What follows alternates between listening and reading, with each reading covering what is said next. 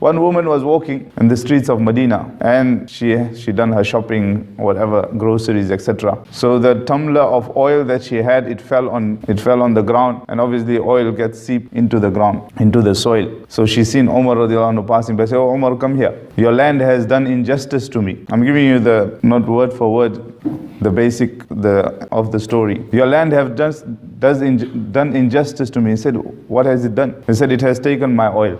Now imagine, if it was you and I, I'd be like, "Auntie, just go buy another drum. I'll buy you 10 more for free of charge." So Umar radiallahu anhu says that, "I will buy you, I'll get you another." She says, "No, I want this very oil." What we'll say, "This one, ye to gaya. Send them to the mental hospital." She says, "I want this very oil." Umar radiallahu anhu commands the earth that, "Please, for the sake, if you are under the command of Allah Ta'ala, in the order of Allah, I command you to restore the oil of this woman." This oil was restored from the ground back into the tumbler. Obviously this is karamat.